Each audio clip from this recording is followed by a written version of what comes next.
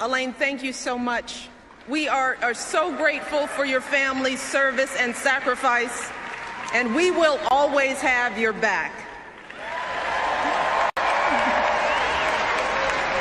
Over the past few years as First Lady, I have had the extraordinary privilege of traveling all across this country, and everywhere I've gone and the people I've met and the stories I've heard, I've seen the very best of the American spirit.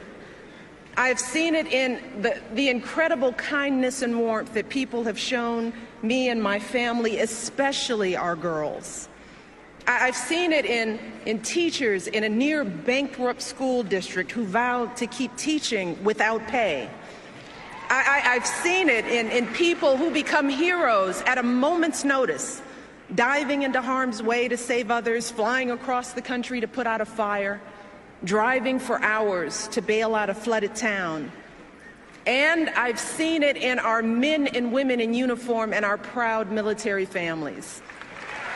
In wounded warriors who tell me they're not just going to walk again, they're going to run, and they're going to run marathons. In the young man blinded by a bomb in Afghanistan who said simply, "I'd give my eyes 100 times again to have the chance to do what I have done and what I can still do." Every day, the people I meet inspire me. Every day they make me proud. Every day they remind me how blessed we are to live in the greatest nation on earth.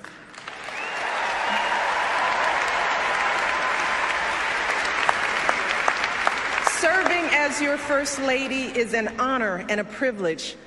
But back when we first came together 4 years ago, I still had some concerns about this journey we'd begun. While I believed deeply in my husband's vision for this country, and I was certain he would make an extraordinary president, like any mother, I was worried about what it would mean for our girls if he got that chance. Now, how would we keep them grounded under the glare of the national spotlight? How would they feel being uprooted from their school, their friends, and the only home they'd ever known? See, our life before moving to Washington was filled with simple joys. Saturdays at soccer games, Sundays at Grandma's house, and a date night for Barack and me was either dinner or movie, because as an exhausted mom, I couldn't stay awake for both. And the truth is, I loved the life we had built for our girls, and I deeply loved the man I had built that life with, and I didn't want that to change if he became president. I loved Barack just the way he was. You see, even back then, when Barack was a senator and a presidential candidate, to me, he was still the guy who picked me up for our dates in a car that was so rusted out, I could actually see the pavement going by in a hole in the passenger side door. He was the guy whose proudest possession was a coffee table he'd found in a dumpster, and whose only pair of decent shoes was a half size too small. But see, when Barack started telling me about his family, see, now that's when I knew I had found a kindred spirit, someone whose values and upbringing were so much like mine. You see, Barack and I were both raised by families who didn't have much in the way of money or material possessions, but who had given us something far more valuable: their unconditional love, their unflinching sacrifice, and the chance to go places they had never imagined for themselves. My father was a pump operator at the city water plant, and he was diagnosed with multiple sclerosis when my brother and I were young. And even as a kid, I knew there were plenty of days when he was in pain. And I knew there were plenty of mornings when it was a struggle for him to simply get out of bed. But every morning, I watched my father wake up with a smile, grab his walker, prop himself up against the bathroom sink, and slowly shave and button his uniform. And when he returned home after a long day's work, my brother and I would would stand at the top of the stairs of our little apartment, patiently waiting to greet him, watching as he reached down to lift one leg and then the other to slowly climb his way into our arms. But despite these challenges, my dad hardly ever missed a day of work. He and my mom were determined to give me and my brother the kind of education they could only dream of. And when my brother and I finally made it to college, nearly all of our tuition came from student loans and grants. But my dad still had to pay a tiny portion of that tuition himself. And every semester he was determined to pay that bill right on time, even taking out loans when he fell short. He was so proud to be sending his kids to college, and he made sure we never missed a registration deadline because his check was late. You see, for my dad, that's what it meant to be a man. Like so many of us. That was the measure of his success in life. Being able to earn a decent living that allowed him to support his family. And as I got to know Barack, I realized that even though he had grown up all the way across the country, he'd been brought up just like me. Barack was raised by a single mom who struggled to pay the bills and by grandparents who stepped in when she needed help. Barack's grandmother started out as a secretary at a community bank. And she moved quickly up the ranks, but like so many women, she hit a glass ceiling. And for years, men no more qualified than she was, men she had actually trained, were promoted up the ladder ahead of her, earning more and more money while Barack's family continued to scrape by. But day after day, she kept on waking up at dawn to catch the bus, arriving at work before anyone else, giving her best without complaint or regret. And she would often tell Barack, so long as you kids do well, Bear, that's all that really matters. Like so many American families, our families weren't asking for much. They didn't begrudge anyone else's success or care that others had much more than they did. In fact, they admired it.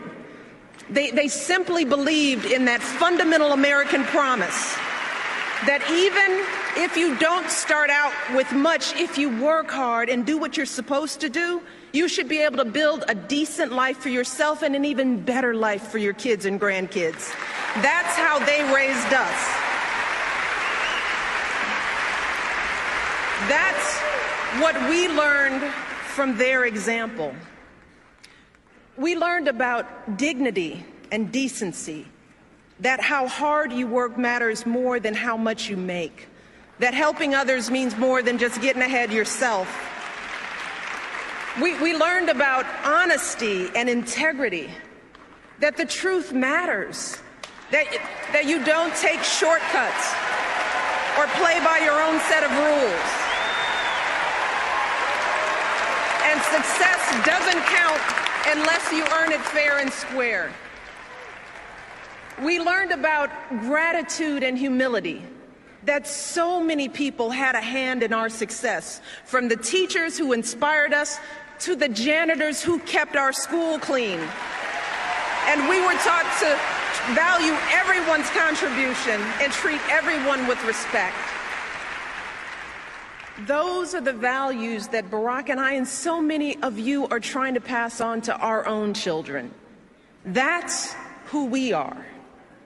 And standing before you 4 years ago, I knew that I didn't want any of that to change if Barack became president. Well, today, after so many struggles and triumphs and moments that have tested my husband in ways I never could have imagined, I have seen firsthand that being president doesn't change who you are. No, it reveals who you are.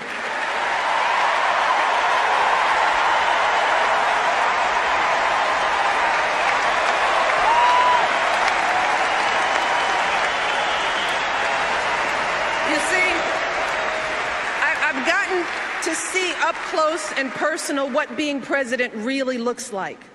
And I've seen how the issues that come across a president's desk are always the hard ones. You know, the problems where no amount of data or numbers will get you to the right answer.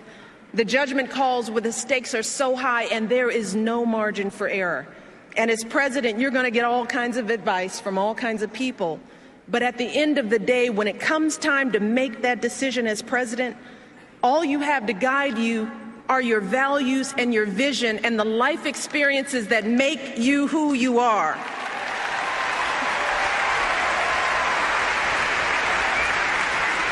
So when it comes to rebuilding our economy, Barack is thinking about folks like my dad and like his grandmother. He's thinking about the pride that comes from a hard day's work. That's why he signed the Lilly Ledbetter Fair Pay Act, to help women get equal pay for equal work. That's why he cut taxes for working families and small businesses and fought to get the auto industry back on its feet. That's how he brought our economy from the brink of collapse to creating jobs again, jobs you can raise a family on, good jobs, right here in the United States of America.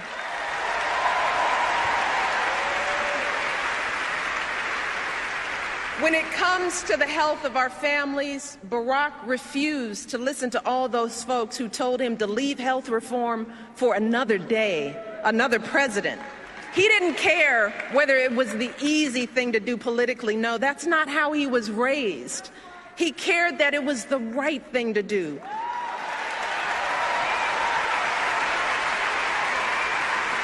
He did it because he believes that here in America, our grandparents should be able to afford their medicine. Our kids should be able to see a doctor when they're sick. And no one in this country should ever go broke because of an accident or an illness.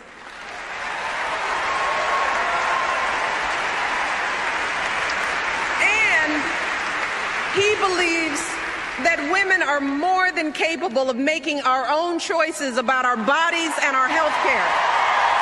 That's what my husband stands for.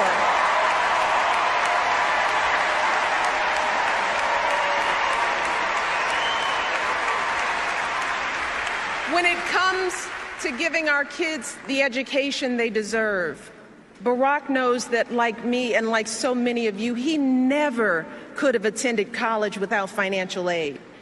And believe it or not, when we were first married, our combined monthly student loan bill was actually higher than our mortgage. Yeah, we were so young, so in love, and so in debt. And that's why Barack has fought so hard to increase student aid and keep interest rates down, because he wants every young person to fulfill their promise and be able to attend college without a mountain of debt. So in the end, for Barack, these issues aren't political. They're personal, because Barack knows what it means when a family struggles. He knows what it means to want something more for your kids and grandkids. Barack knows the American dream because he's lived it. And he wants everyone in this country, everyone, to have the same opportunity, no matter who we are or where we're from or what we look like or who we love.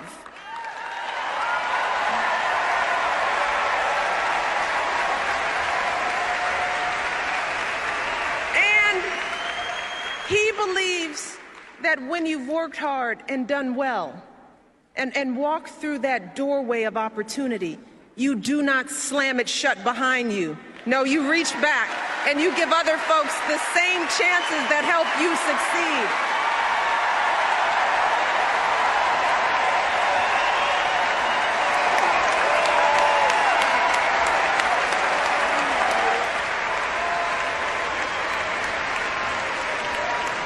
So when people ask me whether being in the White House has changed my husband, I can honestly say that when it comes to his character and his convictions and his heart, Barack Obama is still the same man I fell in love with all those years ago. Yeah.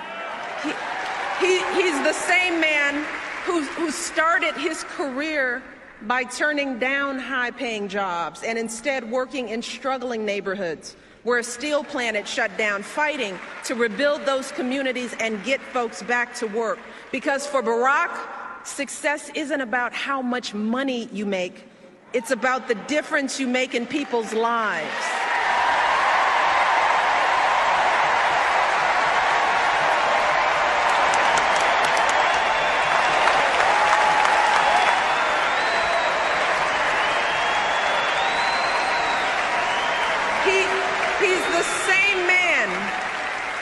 He's the same man when our girls were first born would anxiously check their cribs every few minutes to ensure that they were still breathing, proudly showing them off to everyone we knew. You see, that's the man who sits down with me and our girls for dinner nearly every night, patiently answering questions about issues in the news, strategizing about middle school friendships. That's the man I see in those quiet moments late at night, hunched over his desk, poring over the letters people have sent him. The letter from the father struggling to pay his bills, from the woman dying of cancer whose insurance company won't cover her care, from the young people with so much promise but so few opportunities. And I see the concern in his eyes.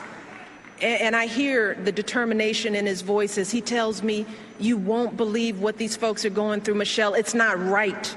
We've got to keep working to fix this. We've got so much more to do.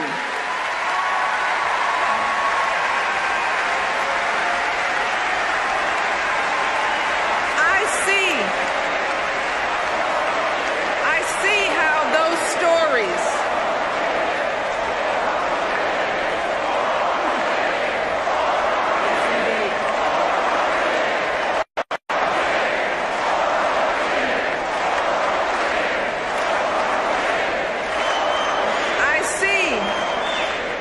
how those stories our collection of struggles and hopes and dreams. I see how that's what drives Barack Obama every single day. And I didn't think that it was possible, but let me tell you, today, I love my husband even more than I did 4 years ago, even more than I did 23 years ago when we first met. Let me tell you why. See, I love that he has never forgotten how he started. I love that we can trust Barack to do what he says he's going to do, even when it's hard, especially when it's hard. Yeah, I love that for Barack, there is no such thing as us and them. He doesn't care whether you're a Democrat, a Republican, or none of the above. He knows that we all love our country, and he is always ready to listen to good ideas. He's always looking for the very best in everyone he meets. And I love that even in the toughest moments, when we're all sweating it, when we're worried that the bill won't pass and it seems like all is lost. See, Barack never lets himself get distracted by the chatter and the noise. No, just like his grandmother, he just keeps getting up and moving forward with patience and wisdom and courage and grace.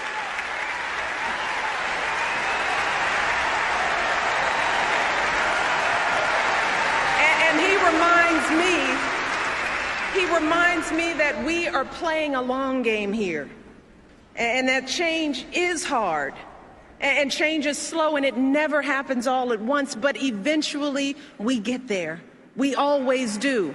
We get there because of folks like my dad, folks like Barack's grandmother, men and women who said to themselves, I may not have a chance to fulfill my dreams, but maybe my children will. Maybe my grandchildren will.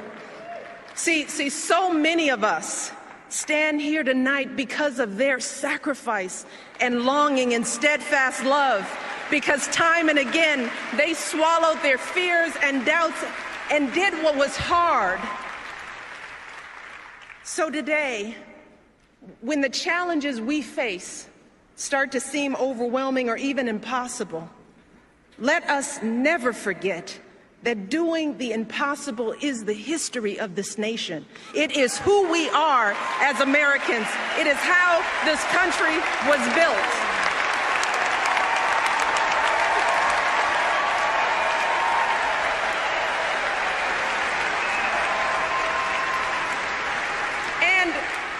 And if our parents and grandparents could toil and struggle for us, you know, if they could raise beams of steel to the sky, send a man to the moon, connect the world with the touch of a button, then surely we can keep on sacrificing and building for our own kids and grandkids, right? And if so many brave men and women could wear our country's uniform and sacrifice their lives for our most fundamental rights, then surely we can do our part as citizens of this great democracy to exercise those rights. Surely we can get to the polls on Election Day and make our voices heard.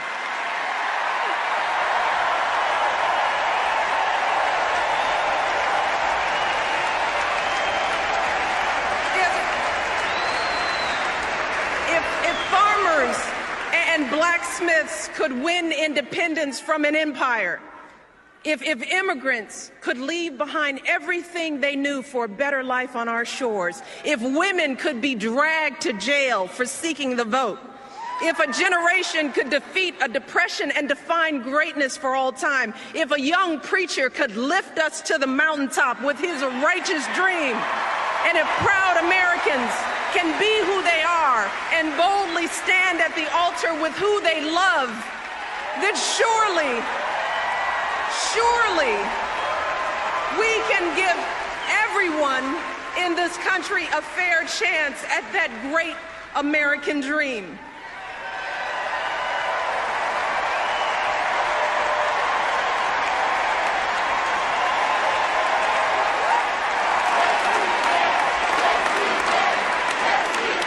Because in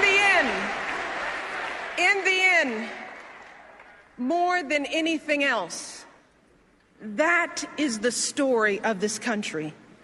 The story of unwavering hope grounded in unyielding struggle. That is what has made my story and Barack's story and so many other American stories possible. And let me tell you something, I say all of this tonight, not just as First Lady, no, not just as a wife.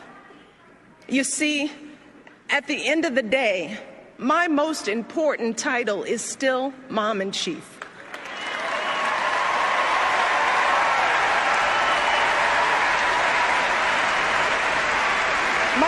My daughters are still the heart of my heart and the center of my world.